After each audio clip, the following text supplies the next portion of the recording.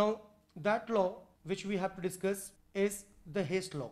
This is the law upon which Born-Haber cycle is based and which we have to utilize further to determine the lattice energy. So before defining Hess law, let's consider an example.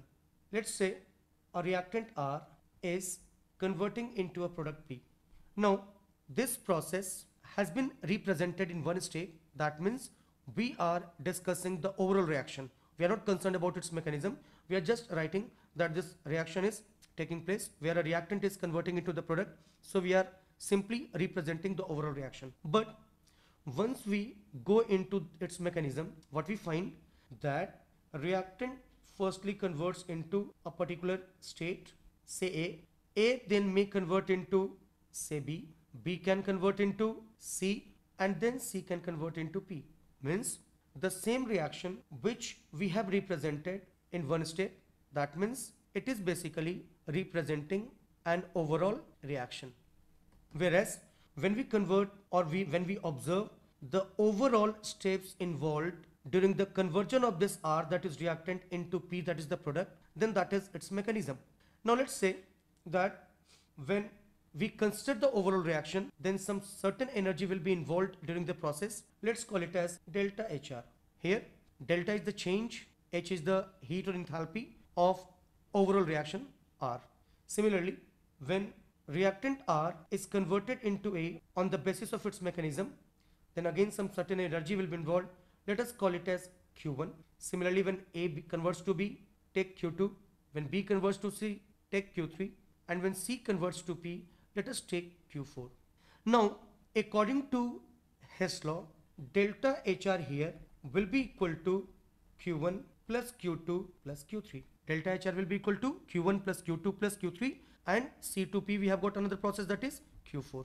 So now, observing this example, we can define that according to Hess law, the energy involved in one step process, that is overall reaction, will be equal to the sum total of energies involved in the various steps when we consider the mechanism of the reaction. So we have defined here Hess law as the energy involved in one step process, that is in an overall reaction, as we are finding it here, that when reactant R converts to P, we have delta HR as the overall reaction involved in this process, will be equal to the sum total of all the energies involved in various steps. That is, when R converts to A, we have got Q1.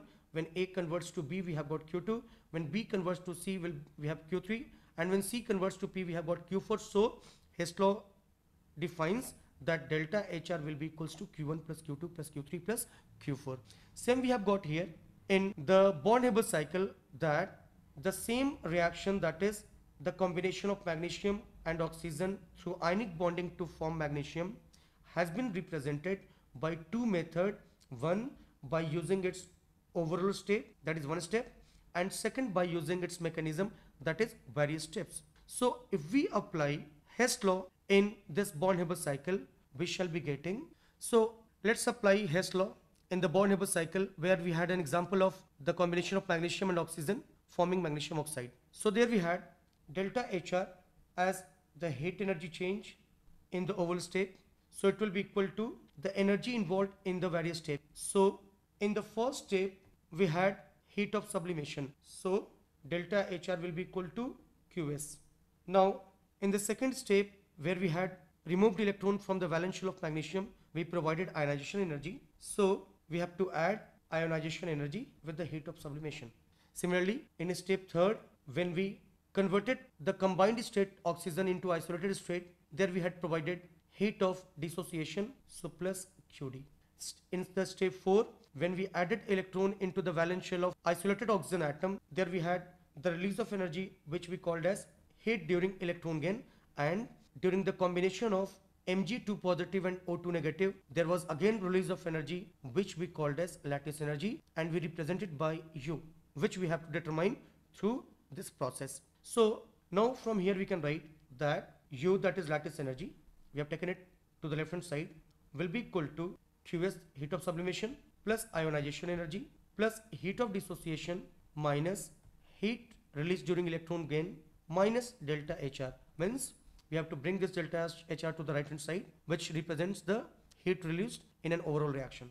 So we can conclude here that lattice energy will be equals to Qs plus IE plus Qd minus QEg plus delta HR. So this how we can determine lattice energy by the use of Born-Haber cycle, which is based on the Hess law of heat summation.